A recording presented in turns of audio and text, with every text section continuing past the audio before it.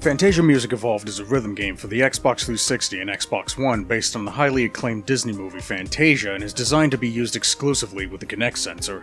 For this review, I've played the Xbox 360 version using the original Kinect sensor equipped with Nyko's Zoom accessory in a room with fluorescent lighting where I only had access to 8 feet of distance from the sensor. In the game's main story, you start off as Master Yensid's newest apprentice in training. Once you complete your training, you meet his previous student, Scout. No, not that Scout, but boy, wouldn't that have been a bizarre Kingdom Hearts sequel, to help with her lessons. But not long after meeting, you encounter a mysterious force known as Noise, which disrupts the harmony and balance of the worlds they encounter. With Master Yensid strangely absent, you set off to these worlds alone to collect magic fragments and unlock composition spells, which I'll talk about later, while Scout stays behind to complete her lessons and her songs so that you both may ultimately restore balance to the worlds. It may seem interesting at first, but unfortunately the story doesn't really do anything past the bare minimum. I mean, there are journal pages to collect that tells a little more about Scout's personality and backstory, but you're not really missing anything. All you really need to know about her is that she's a teenager who wants to make music, but doesn't really want to work for it. You can pretty much figure out what's going to happen throughout her story arc from there. Oh, and there's this disembodied voice named Percy that acts as your tour guide or something, but he's really just there for tutorial and commentary purposes. Anyway, each world that you travel to have their own unique themes, like a snowfield, medieval village, urban city, outer space, etc. These worlds can easily be summed up as musical playgrounds. By waving your hand over certain objects, you can trigger animations and sounds that make a seamless ensemble of music. There's a good amount of stuff to interact with, but it's not really something that I took interest in, but I suppose it could be a fun distraction for others. There are, however, certain sections in these worlds that somewhat act as puzzles in a way. Once you solve them, you get to create a 1 to 2 measure recording with them and have them occasionally play in the world. You also get magic fragments for doing this, so look for them when you can. But now we get into the real meat of the game. The primary gameplay consists of playing through songs by sweeping your arms in multiple directions, sometimes holding that position for a few seconds, and even drawing paths. Each successful action you perform earns you points, keeps the music alive, and puts on a nice visual spectacle. These sections truly make you feel like you're playing the role of the conductor of an orchestra.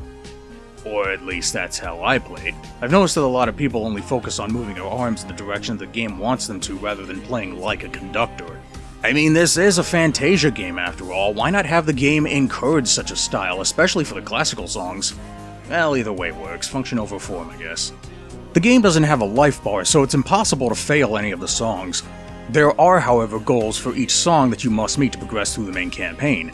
There are 3 goals for each song, and the first 2 always involve getting a high score. You earn a magic fragment for completing the first 2 goals, while the third one is entirely optional. The first 2 goals seemed very easy, as they usually ask for scores in around the mid-100,000s, while I was constantly getting scores in the millions. But then again, I'm a DDR veteran, so your experience might differ from mine. The third goals are the more interesting ones, however. Some involve doing something simple like hitting a certain number of cues while a hold cue is active, while others are more fun, like hitting cues while the song's lyrics are referencing the title, or looking for and hitting cues that are in specific shapes, like a radioactive sign or an SOS Morse code.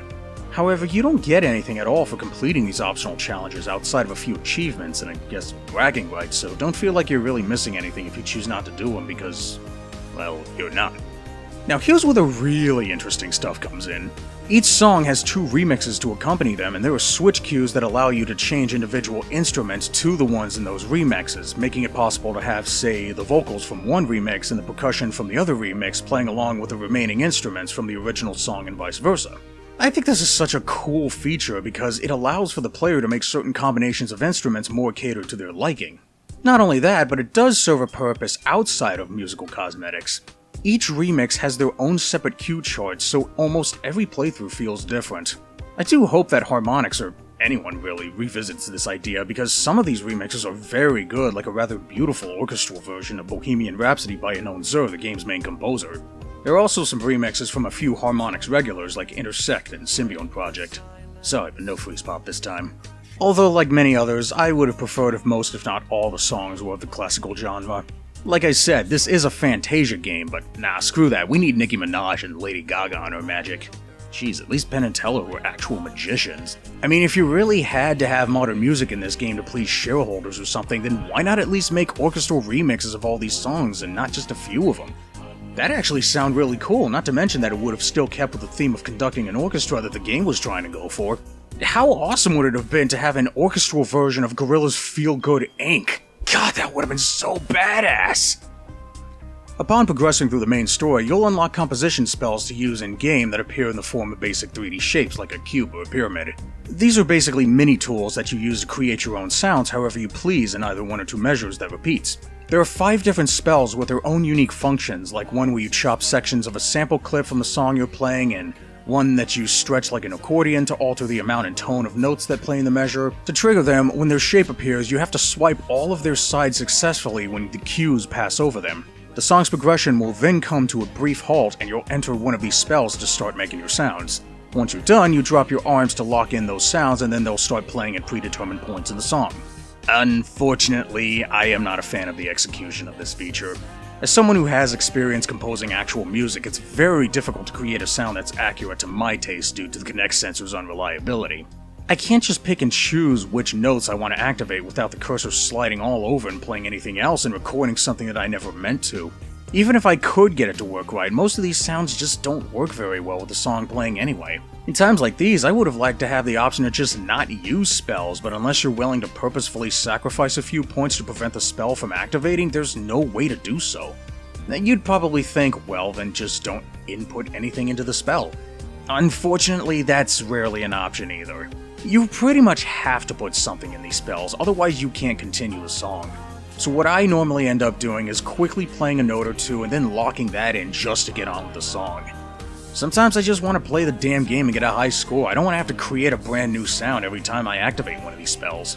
I kinda wish there was a feature where I could save a sound that I made and then load it in a future session just so I wouldn't have to go through it again. When something that's completely optional with very little payoff is being forced upon the player like this, it feels more like a chore than an experience. Most of the problems that I have, however, more so have to do with the Kinect sensor I was using. Sometimes if you attempt to hit a cue with one hand, the game might think that you're using the other. This can get really annoying when hitting hold cues and you have to simultaneously hit cues with your other hand. Even if you know that you hit a cue, you still have to hope that the Kinect sensor can still read you accurately so that the game registers it properly. It gets really hard for it to do so when you're hitting multiple cues in very quick succession, so there are cases where it feels like you're just relying on luck. This is not entirely the game's fault as much as it's the sensors, and you can beat the game just fine with minimal struggle, but it's especially annoying if you're attempting some of the optional goals. The game advertises that you can play while sitting down, and you can move through the worlds by leaning left and right, but I was only able to get that to work twice.